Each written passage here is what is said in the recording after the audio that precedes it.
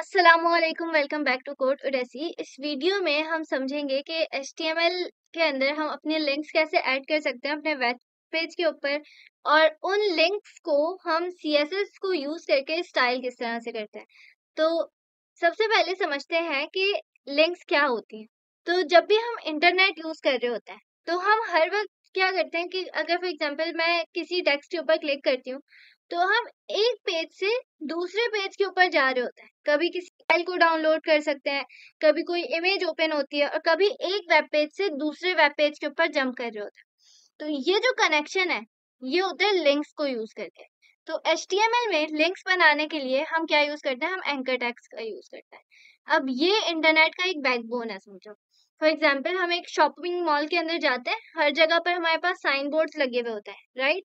तो वो बोर्ड्स हमें गाइड कर रहे होते हैं कि कहाँ पर जाना है। वेबसाइट्स में लिंक्स भी एग्जैक्टली यही काम करती हैं, हमें एक जगह से दूसरी जगह पर लेकर जा रही होती हैं, हमें गाइड कर रही होती हैं। अगर हम समझें कि HTML को यूज करके हम वेब पेज के अंदर लिंक्स को कैसे ऐड कर सकते हैं, तो हमारे पास एक एंकर टैग होता है, उसको यूज करके हम लिंक्स को ऐड करते हैं। कैसे, वो हम VS कोड के अंदर देखते हैं।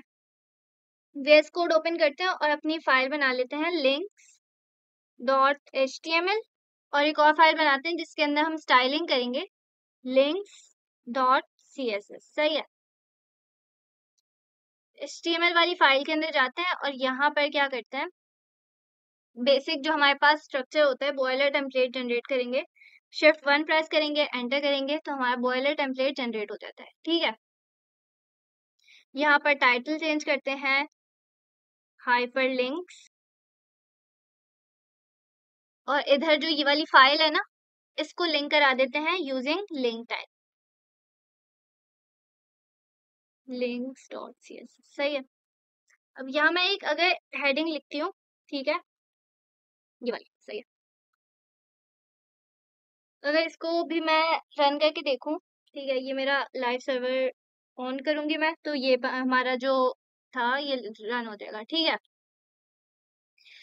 अब अगर मुझे यहाँ पर अपने वेब पेज के ऊपर कोई लिंक ऐड करनी है, ये तो सिर्फ सिंपल सा टेक्स्ट है। अब मैं चाह रही हूँ कि अगर फॉर एग्जांपल मैं कोई लिंक ऐड करूँ, फॉर एग्जांपल मैं अपने यूट्यूब का लिंक ऐड कर देती हूँ यहाँ पे। ठीक है। यहाँ से मैं अपना बात कॉपी करूंगी, और जो मेरा एंकर टैग है, एंकर टैग कहते हैं इस वाले टैग को। ठीक है। यहाँ पर इसको, ये क्या है, इस टैग का नाम है एंकर टैग, ये लिंक बनाता है। और यहाँ पर href क्या है, ये इसका मतलब होता है कि हाइपर लिंक रेफरेंस, यानी हमें कहाँ पर जाना है। ये एक URL हो सकता है, लोकल फाइल का पाथ हो सकता है, कोई इमेज हो सकती है, कुछ भी हो सकता है। ठीक है। अब यहाँ पर मैंने क्या किया, अपना एड्रेस कॉपी किया यूट्यूब का। ठीक है। और इधर जो है हाइपर लिंक रेफरेंस के अंदर मैं इसको पेस्ट कर दूंगी। ठीक है। और इस जगह पर हमारा आता है वो टेक्स्ट जो यूजर को दिखेगा, जिसके ऊपर यूजर क्लिक करेगा। ठीक है। विजिट माय चैनल लिख देती हूँ। ठीक है। Visit my channel. ठीक है। अब अगर मैं इसको रन करके देखूं, अभी इसको मैं जो है ना क्लोज कर देती हूँ। देखो ये हमारे पास लिंक आ गई। ठीक है। और जो टेक्स्ट मैंने लिखा था वो यहाँ पर लिंक का जो विजिबल टेक्स्ट है, जिसके ऊपर यूजर क्लिक करेगा, वो आ रहा है। ठीक है। मैंने इसके ऊपर क्लिक किया, इसने क्या किया, मेरा जो यूट्यूब था उसको उसने ओपन कर दिया। ये देखो, ठीक हो गया। अब लेकिन मैं चाह रही हूँ कि जैसे उसने क्या किया, जो मेरा पहले वाला वेब पेज था जिसके ऊपर एक हेडिंग भी शो हो रही थी, उसके ऊपर लिंक भी शो हो रही थी, वो भी शो हो, और अलग से एक नया पेज बने, नया टैब ओपन हो, जिसके अंदर मेरा ये वाला जो लिंक है ना वो उसके ऊपर ओपन हो। सही है। तो मैं क्या करूंगी, यहाँ पर हमारे पास एक स्पेशल एट्रीब्यूट हम यूज करते हैं, टारगेट। ठीक है। टारगेट क्या करता है, हमारे टारगेट ब्लैंक कर देते हैं। सही है। अब हम जब चाह रहे होते हैं कि लिंक न्यू टैब में ओपन हो, उसके लिए हम ये वाला एट्रीब्यूट यूज करते हैं। अब टारगेट ब्लैंक क्या करता है, ये ब्राउजर को बोलता है कि लिंक क्लिक होने पर न्यू टैब खोल दो।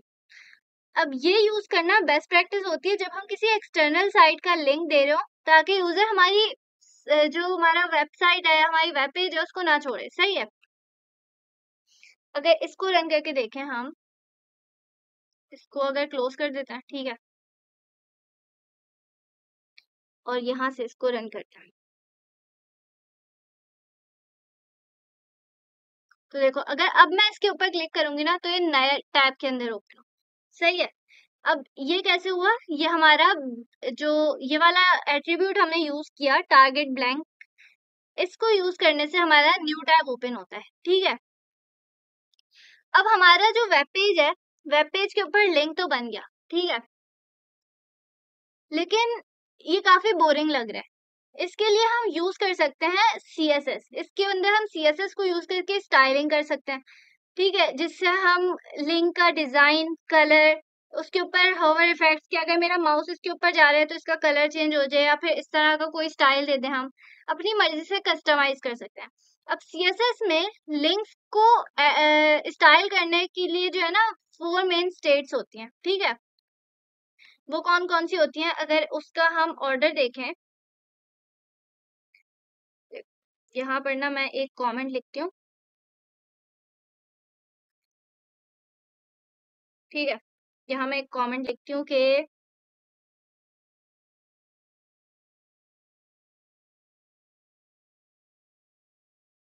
कौन कौन सी होती है। सबसे पहले हमारे पास होता है लिंक, ठीक है, यानी कि लिंक। उसके बाद हमारे पास आता है विजिटेड। अब लिंक क्या करता है, डिफॉल्ट स्टेट, जब लिंक पहले विजिट नहीं हुआ हुआ, सही है, उसके लिए क्या स्टाइल होगा। उसके बाद अगर कोई लिंक विजिट हुआ हुआ है, उसके लिए क्या स्टाइल होगा, विजिटेड। ये सारी हम अभी डिटेल में देखते हैं। उसके बाद होवर के उसके ऊपर जब जो लिंक है हमारे पास, उसके ऊपर अगर माउस जाए हमारा, तो वो किस तरह से दिखे। जैसे अगर अभी इसको हम होवर कहते हैं, कि अगर मैंने अपना माउस यहाँ पर लेकर गई ना और ये शो हो रहा है, ठीक है, इसको हम कहते हैं होवर। उसके बाद हमारे पास होता है एक्टिव। एक्टिव क्या होता है, कि जब लिंक क्लिक किया जा रहा है, यानी कि हमारे पास प्रेस मोमेंट के अंदर हमारा जो लिंक है वो किस तरह से दिखेगा। अब ये जो हमारे पास क्या है, कौन सा ऑर्डर है, इस तरह से याद कर लो, LVHA, सही है, ये हमारे पास एक ऑर्डर होता है। और LVHA ऑर्डर फॉलो करना जरूरी है, वरना कुछ स्टाइल्स अप्लाई नहीं होंगे। यानी अगर हम ये चारों एक साथ यूज कर रहे हो तो इसी ऑर्डर के अंदर हमें अप्लाई करने होता है। अब यहाँ पर हमने लिंक की हुई है फाइल, अगर हम जाएं, अभी हमारा वेब पेज किस तरह से दिख रहा है, इस तरह से, हमारी लिंक इस तरह से दिख रही है, ठीक है। अब सबसे पहले क्या करते हैं, सिलेक्ट करेंगे हम अपने एंकर टैग को। ये हमारे पास सिलेक्ट कर लिया, ठीक है। अब इसके ऊपर हम जितनी भी स्टाइलिंग अप्लाई कर सकते हैं, सही है। सबसे पहले तो इसको टेक्स्ट डेकोरेशन नन कर देते हैं, ताकि जो भी स्टाइलिंग इसके ऊपर ऑलरेडी अप्लाई हुई हुई है, जैसे अभी हमने देखा था कि ये देखो यहाँ पर ये लिंक अंडरलाइन हुई हुई है, ठीक है, तो इसको अभी हम कर देते हैं नन। अब देखो ये स्टाइलिंग हट गई। और मैं चाह रही हूँ कि जो मेरी लिंक है इसका कलर ब्लू, ठीक है,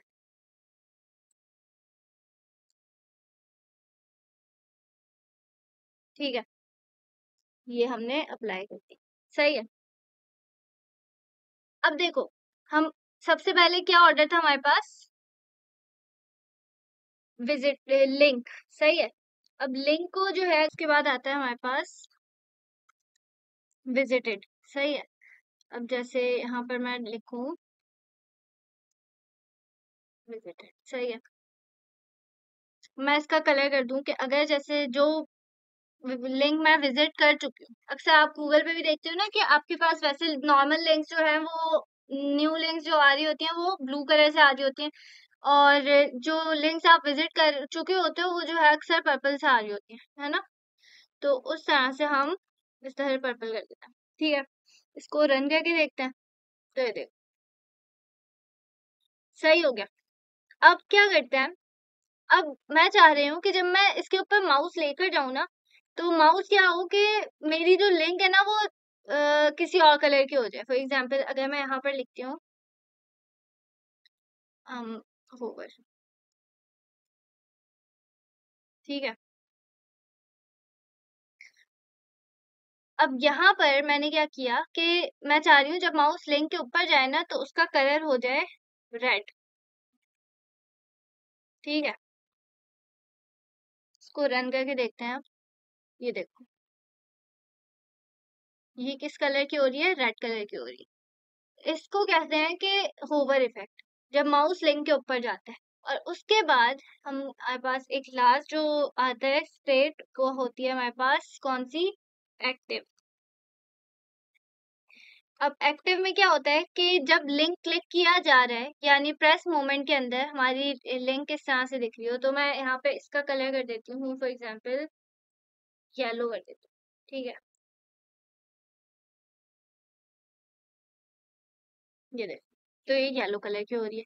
तो इस तरह से हमने क्या किया कि अपने लिंक का टेक्स्ट कलर सेट कर सकते हैं, टेक्स्ट डेकोरेशन कर सकते हैं। कि फॉर एग्जांपल अगर मैं इसके ऊपर होवर इफेक्ट में डालती हूँ कि टेक्स्ट डेकोरेशन, ठीक है, और इसको मैं कर देती हूँ अंडरलाइन कर देती हूँ। ठीक है, तो ये देखो कैसे आ रहा है, ये अंडरलाइन भी हो रहा है। ठीक है, तो होवर इफेक्ट यूजर को फीडबैक देता है कि ये क्लिकेबल है या नहीं है। इस तरह से हम इसको यूज कर सकते हैं। ठीक है, और टेक्स्ट डेकोरेशन कर सकते हैं, यानी अंडरलाइन कर सकते हैं, ओवरलाइन कर सकते हैं, अपनी मर्जी से जो है ना कस्टमाइज कर सकते हैं, जो दिल चाहे। अब फॉर एग्जांपल सही, अब लिंक्स का डिजाइन ऐसा रखना चाहिए कि यूजर को जो है ना फौरन समझ आ जाए कि ये क्लिकेबल है। अगर फॉर एग्जांपल हम अंडरलाइन हटा रहे हो तो होवर इफेक्ट जो है ना जरूर ऐड करना चाहिए। आई होप समझ आया होगा कि किस तरह से हम लिंक्स को ऐड करते हैं। एंकर टैग क्या होता है, इसके अंदर कौन से हमारे पास एक ऑर्डर है जिसमें हमारे पास लिंक, विजिटेड, होवर और एक्टिव, इसी जो यही ऑर्डर हमें फॉलो करना चाहिए। ठीक है, और सिर्फ HTML से लिंक बन तो जाती है लेकिन वो काफी बोरिंग लगती है, और इसलिए हम यूज करते हैं अपने CSS को, ताकि लिंक का डिजाइन, कलर, होवर इफेक्ट्स को अपनी मर्जी से कस्टमाइज कर सकें। और उसके बाद मैंने बताया था कि CSS में लिंक्स के 4 मेन स्टेट्स होते हैं, और ये ऑर्डर हमें याद रखना होता है LVHA, यानी कि हमारे पास लिंक, विजिटेड, होवर और एक्टिव। यानी कि लिंक, ये क्या होता है हमारे पास डिफॉल्ट स्टेट, जब लिंक पहले विजिट नहीं हुआ, उसके बाद हमारे पास आता है विजिटेड, यानी कि जब लिंक पहले क्लिक हो चुका हो, और उसके बाद हमारे पास आता है होवर, यानी कि जब माउस लिंक के ऊपर जाए तो हमारे पास कौन सा इफेक्ट शो हो, और उसके बाद हमारे पास आता है एक्टिव, जब लिंक क्लिक किया जा रहा हो, यानी प्रेस मोमेंट में हमारा लिंक इस तरह से दिख रहा हो। अब LVHA ऑर्डर फॉलो करना जरूरी है, वरना कुछ स्टाइल्स अप्लाई नहीं होते और हमारा एरर आता है। उसके लिए हमें क्या करना है, इस वाले ऑर्डर को फॉलो करना है। ठीक है, और लिंक्स का डिजाइन हमें ऐसा रखना चाहिए कि यूजर को फौरन समझ आ जाए कि अच्छा ये लिंक क्लिकेबल है। और अगर फॉर एग्जांपल हम अंडरलाइन हटा रहे हैं, जैसे अभी हमने यहाँ पर हटाया था, टेक्स्ट डेकोरेशन को खत्म कर दिया था, तो उसके लिए जो है हमें क्या करना होता है कि होवर इफेक्ट यूज करना होता है। ठीक है, तो आई होप आपको समझ आया होगा कि किस तरह से हम लोग जो है लिंक्स को ऐड करते हैं और CSS की स्टाइलिंग अप्लाई करते हैं, और इससे अच्छी स्टाइलिंग अप्लाई करके प्रैक्टिस करें और अपना फीडबैक ज़रूर दें। अल्लाह हाफिज़।